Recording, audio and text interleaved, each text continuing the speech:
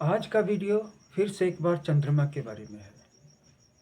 आपकी कुंडली में चंद्रमा कमज़ोर है, इसका मतलब है कि आपका जो स्वभाव है वो वेट नहीं है, ड्राई है, सूखे रेगिस्तान की तरह।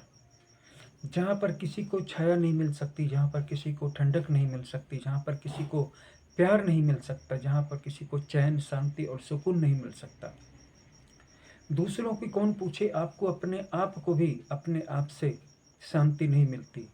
आप अशांत रहते हैं, जलन में जलते रहते हैं, किसी न किसी चीज़ की जलन में, चाहे वो आक्रोश हो, चाहे बदले की भावना हो, या फिर सीधे सीधे प्यार की कमी हो। जीवन में प्यार नहीं है। अगर प्यार करने के लिए कोई है तो उसके साथ प्यार नहीं है। अगर उससे प्यार है तो उस प्यार में ठंडक नहीं है, शीतलता नहीं है, शांति का एहसास नहीं है, बेचैनी है, अशांति है। उसको भी लग रहा है कि मैं गलत हाथों में पड़ गया हूँ, आपको भी लग रहा है कि सही जीवन साथी नहीं मिल रहा है। अगर अच्छी तरह से आगे बढ़ कर के देखें अपने पूरे जीवन को, तो समझ में आ जाएगा कि कोई भी खुश नहीं है, कोई भी आपके साथ खुश नहीं है। चंद्रमा का मजबूत होना, शुक्ल पक्ष में होना, अच्छे भाव में होना, कारक होना, बुरे प्रभावों से दूर होना, भावनात्मक तरलता के लिए, इमोशनल लिक्विडिटी के लिए, अच्छे संबंधों के लिए बहुत जरूरी है। अगर कृष्ण पक्ष का चंद्रमा है तो ऐसा नहीं कि ऐसा व्यक्ति प्रेम का आदान प्रदान नहीं कर सकता है, लेकिन करे तो करे कब?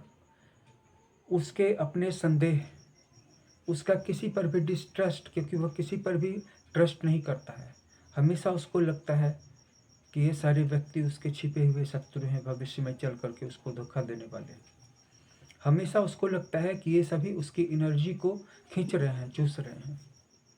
हमेशा उसको लगता है कि इस संसार में अच्छे लोग नहीं है, दुनिया एक बहुत ही निहायत ही बुरी दुनिया है। और फिर डर, हमेशा डरते रहना है, भविष्य की आशंका से डरना है, ये हो जाएगा, वो हो जाएगा, कहीं ये ना हो जाए, कहीं वो ना हो जाए। और साथ ही साथ उधेड़ बुन, विचार विमर्श कि अगर ये हुआ होता तो क्या होता, अगर ये ना होता तो क्या होता, अगर ये हुआ होता तो क्या होता। अगर ऐसे चंद्रमा पे केतु जैसे ग्रहों का प्रभाव पड़ जाए तो ऐसा व्यक्ति जितनी निराशा बुला सकता है उतनी निराशा को बुला लेता है, जितनी ज़रूरत नहीं है उतनी भी बुला लेता है। कभी कभी निराशा भी काम करती है। निराशा एक तरह से रिवर्स गियर है।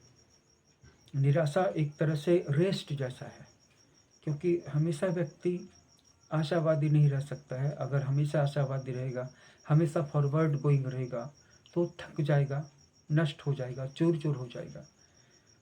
अगर खुद से रिट्रीट नहीं ले, खुद से वैकेशन नहीं ले, खुद से आराम नहीं करे, सिर्फ काम करे, वर्कोहॉलिक हो जाए, तो चूर चूर हो जाएगा, समाप्त हो जाएगा। ऐसे सिचुएशन में कभी कभी निराशा बहुत हेल्प करती है उस व्यक्ति को पीछे हटने में। दुख बहुत मदद करते हैं।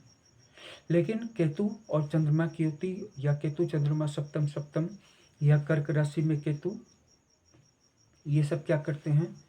बहुत ज़्यादा निराशा। और ये निराशा में भी जो एक विचित्र किस्म की निराशा होती है कि आप केतु प्रभावित जातक को, जिसने चंद्रमा पे प्रभाव डाल दिया है, समझा नहीं सकेंगे, मोड़ नहीं सकेंगे, उसको आप सक्रिय नहीं कर सकेंगे, उठा नहीं सकेंगे।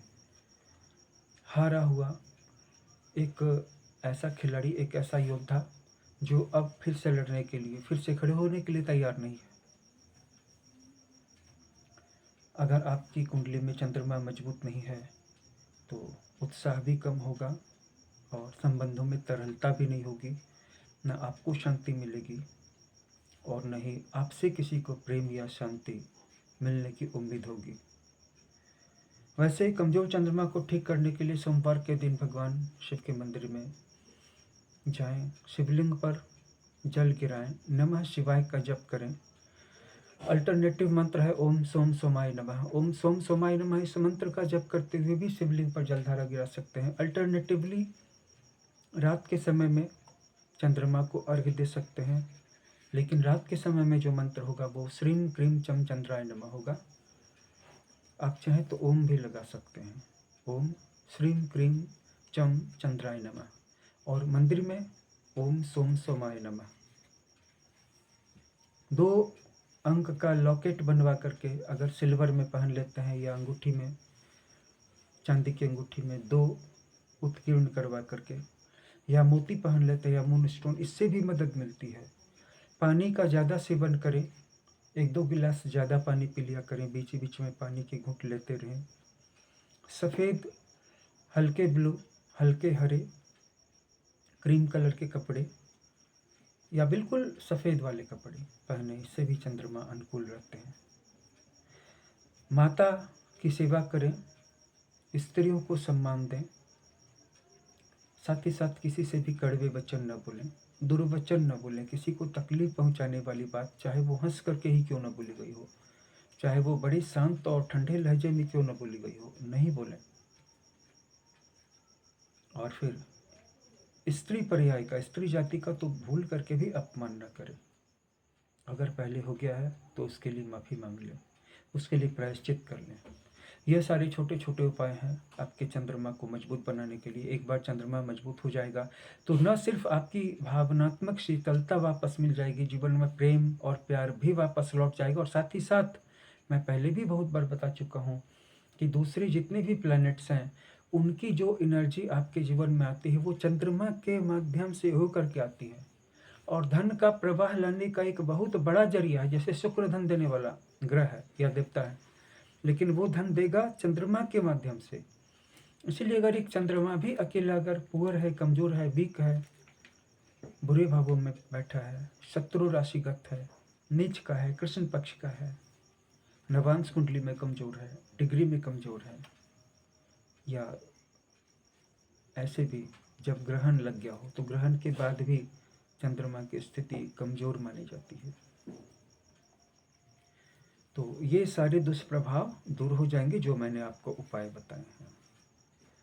अगर शुक्र धन दे भी रहा होगा, बृहस्पति धन दे भी रहा होगा, तो आ नहीं पाएगा धन अगर चंद्रमा ब्लॉक्ड है तो। और चंद्रमा एक बार अनब्लॉक्ड हो गया तो चंद्रमा से होकर के गुजरने वाली सारी प्लैनेटरी एनर्जी जो है अनब्लॉक्ड हो जाएंगी, तो फ्लो क्लियर हो जाएगा।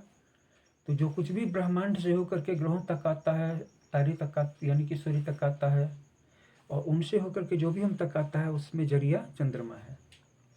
चंद्रमा को ठीक कर लीजिए।